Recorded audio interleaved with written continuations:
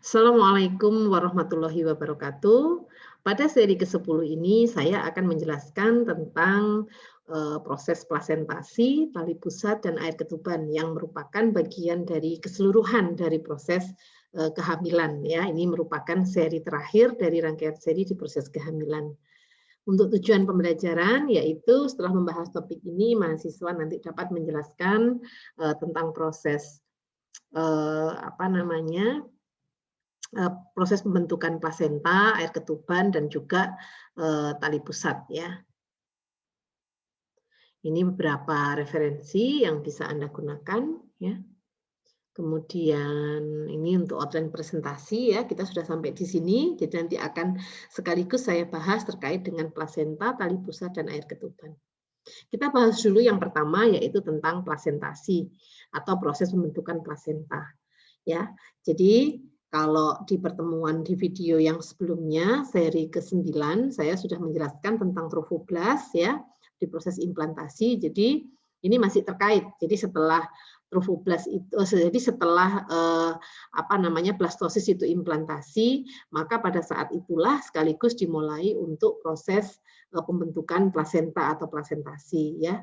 Jadi ini hasil implantasi.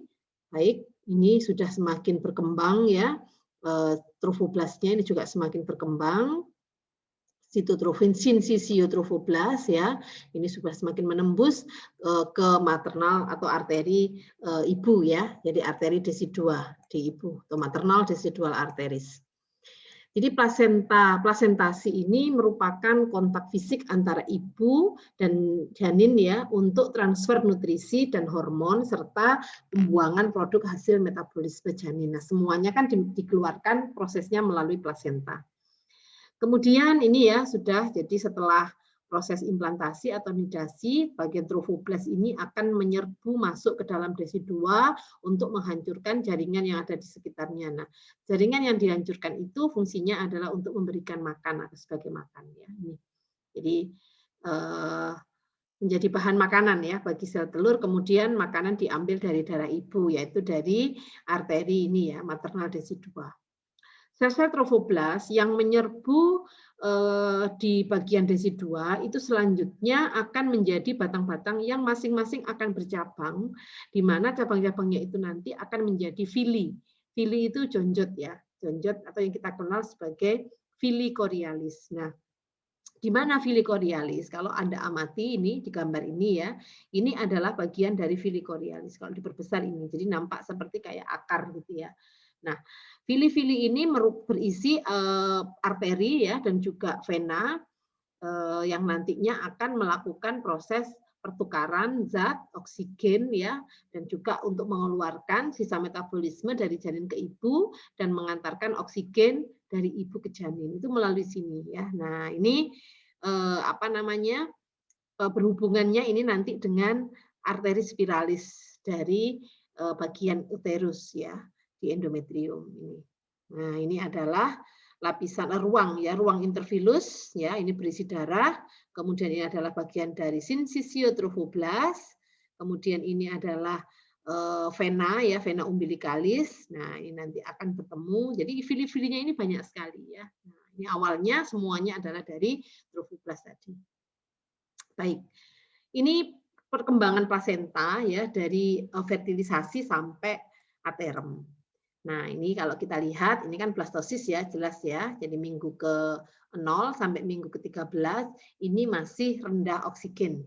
Nah, mulai ke-13 sampai 40 minggu sampai aterem, ini kondisi di mana kadar oksigennya itu lebih tinggi ya. Nah, ini plasenta sudah mulai terbentuk, mulai berfungsi ya. Kalau di awal-awal kan masih diambil alih dulu oleh corpus luteum ya. Ini jadi blastosis.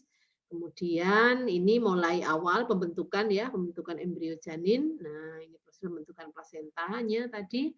Bagian trofoblast ini akan menyerbu terus ya. Akan menyerbu terus sampai ke dinding endometrium ya. Nah, ini kita lihat ini fili corialisnya belum terlalu nampak. Nah, ini akan terus semakin membesar ya. Nah, akan terus semakin membesar. Ini seperti kayak cabang pohon gitu ya. Nah, begitu ini sudah aterem kalau kita lihat fili-filinya ini kan semakin memanjang ya.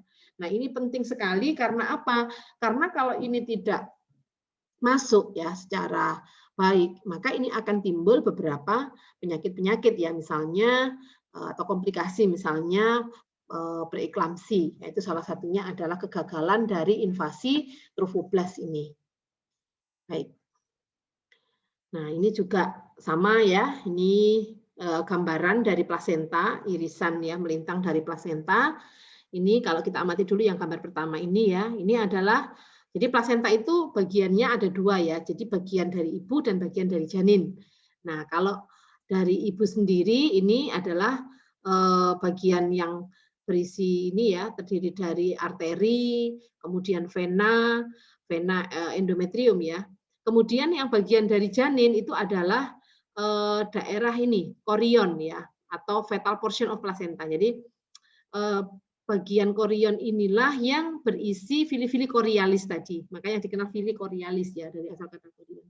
Nah, sedangkan yang bagian dari ibu ini yang dikenal sebagai desidua basalis. Ingat ya, ada tiga kan desidua basalis, desidua capsularis, dan desidua vera atau parietalis ya.